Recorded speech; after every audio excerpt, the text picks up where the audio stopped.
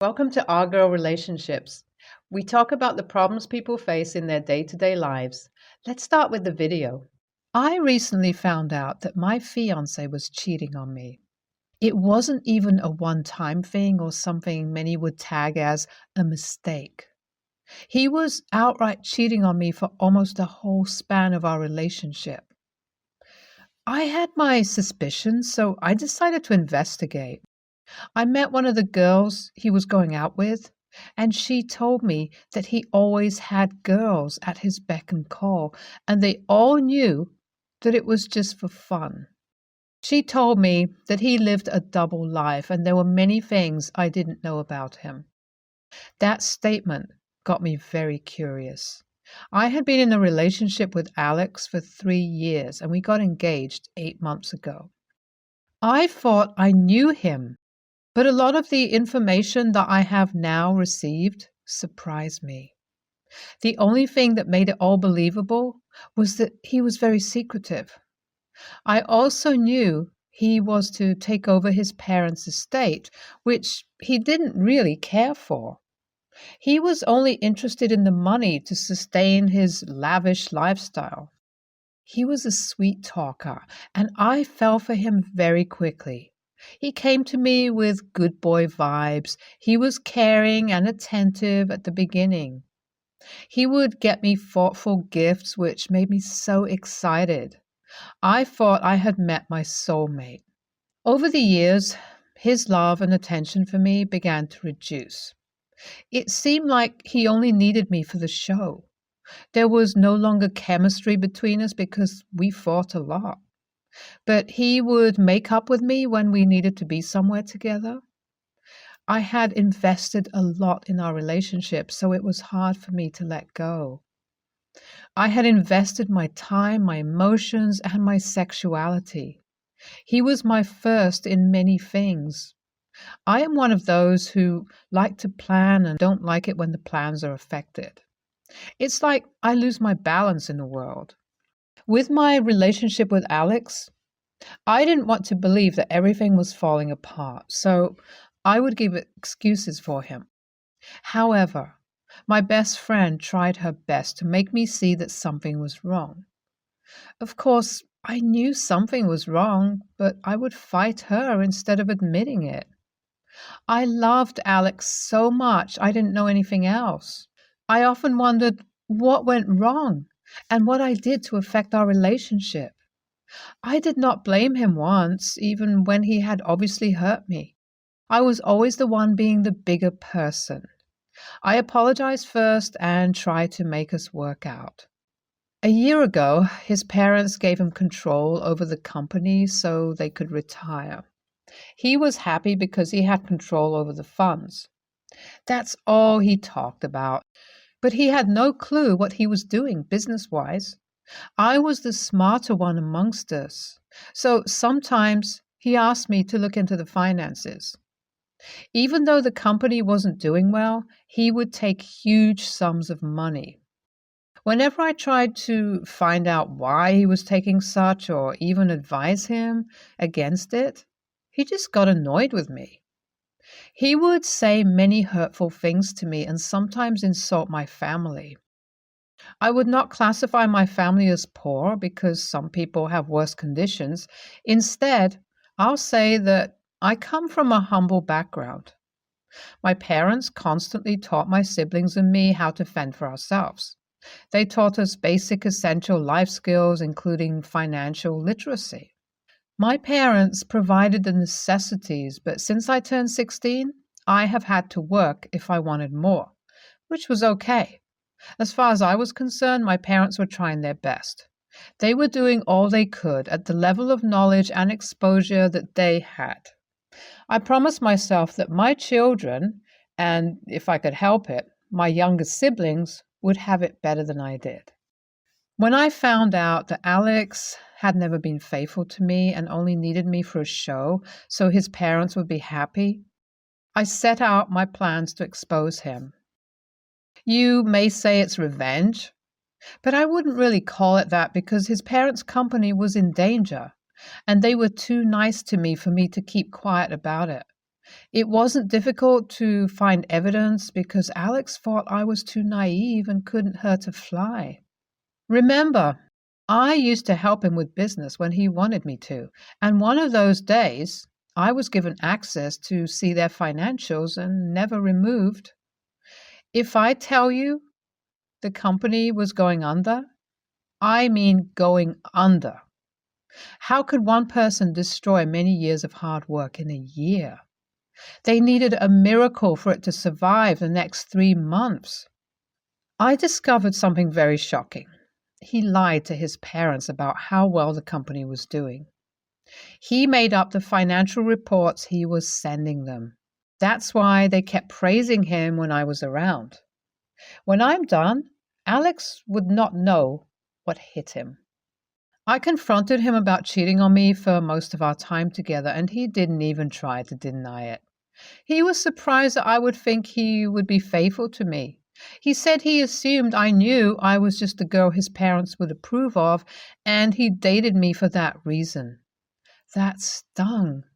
He had the audacity to say that since we were both on the same page now, I could remain his goody two-shoes girlfriend to keep his parents happy and unsuspecting. I was so upset that I slapped him, and as I was leaving, he said, "Have fun staying broke." I didn't bother replying to him because my plans were already in motion. By this time, I had already gathered all my evidence, so I took it to his parents' house. They were very shocked. His father said he thought Alex had changed and was now mature and ready to take responsibility. Little did he know that he just grew to be able to hide his mischiefs better. They thanked me for letting them know and tried to give me some money, but I refused. I told his mom what Alex did to me, and I just wanted to start a new life and put all of this behind me. His parents decided they would disown him and strip him of every benefit he had. At the same time, they would come back full-time, and over the next few years, after the company has refined its strength, they would pick someone more befitting. Alex's mom was heartbroken. She couldn't believe that he would do such a thing.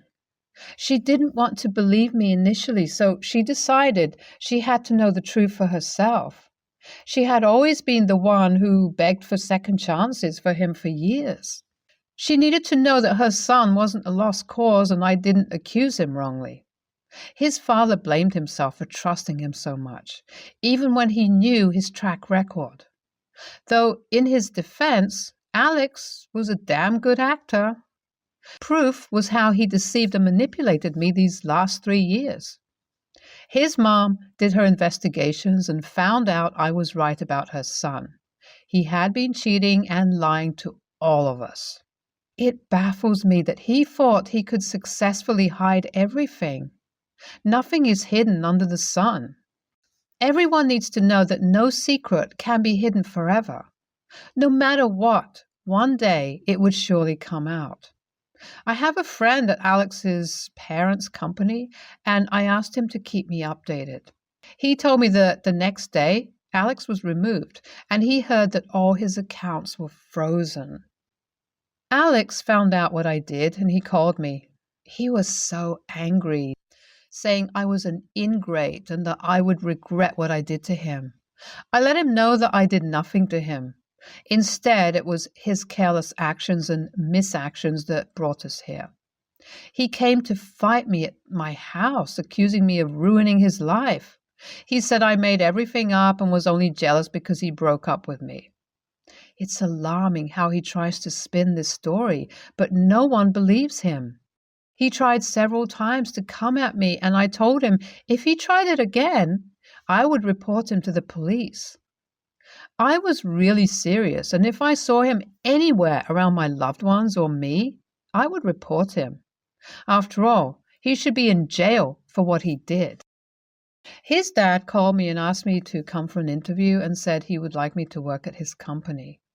I have the qualifications, but I told him I didn't want to blur the lines. He asked me to think about it and get back to him. After speaking to my mom and best friend about it, they said I could take the job and strictly do my job. They told me not to miss an opportunity of a lifetime for someone who wasn't worth it. I'm going to therapy now. I had my first session 2 days ago to get myself back. My relationship with Alex had taken more from me than I bargained for. My self-esteem, for instance, was nowhere to be found. I noticed I wasn't bold anymore and second-guessed myself a lot. All of which my best friend tried to point out to me while I was in the relationship. She didn't like Alex at all, and she never pretended to, so she was delighted to hear that we had broken up. I got back to Alex's father and told him I would come in for an interview and ask for a fair chance. I didn't want to get the job for any reason other than being qualified for it, and I merited it. NTA. I had a similar situation with my ex. He was wealthy and would manipulate me into doing things I didn't want to do. Even when I refused to do them, I would later notice that somehow I did what he wanted without realizing it. I had to fester all the courage in me to break it off with him. I was so blinded and in love that he couldn't do anything wrong in my eyes. I'm so glad my eyes opened before I lost myself completely. YTA. You were enjoying all the benefits from the money, and suddenly, because Alex didn't love you, you became the moral compass.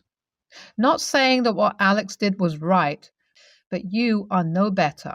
Stop acting like the victim. If you really don't care about their money, then don't take the job his dad offered you. Stop pretending to be an angel. I was with my ex for a while, but it ended and I learned that she had gotten pregnant with our daughter. She was not willing to co-parent, and so to see my daughter, we needed to have it out in court. I won equal custody, but within a year of that, she was hardly ever around. Then she became pregnant, and her son was born with no father in the picture. She was not stable and did not give a crap about him at all. It got to the point where she was willing to drop him off with someone else, anyone else, and just leave him. I told her I would raise him, but she decided I should pay to get him. This became another court battle, and ultimately she was too unstable with him to keep him, so he became my son. I adopted him very soon after. I raised my kids together, alone, and I've done my best to give them a good life. They didn't see or hear from their mom for years. Now both are in their teens and she's back with 2 more children. She expected me to take in her other 2 kids, but I said no. I told her I was not going to start raising and being responsible for all the children she had. She didn't ask about my kids at all. She was just focused on the younger 2. She doesn't even want the same arrangement with them. She wants to raise them, but for me to act as a father and pay for them like they're mine. Now she has started to show up with her kids and push them on me. They have called me dad every time they have seen me and have asked why I don't want them. I'm not sure how old they are. Both are definitely younger than 8. I told my ex to stop using her kids that way and that I would not change my mind. She didn't listen. The last time she showed up with them was at my son's sports game. Her kids came to sit by me and started calling me dad and saying they loved me.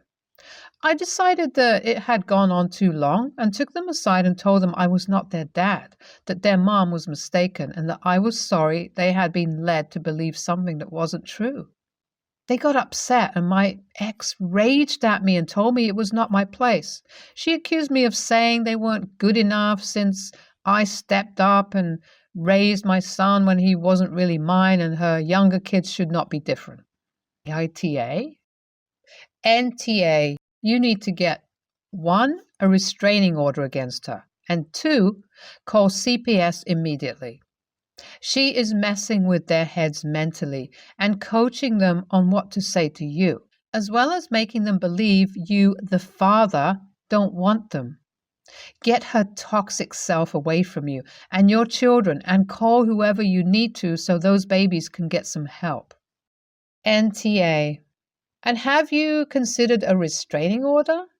I assume you already have sole custody of your two kids, but even if she wanted shared custody, that can still be done with a restraining order in place. I find this rather comical in a sick sort of way, that it's apparently her place to tell two children that aren't yours that you're their father, but it's not your place to tell these misguided children that you're not their father.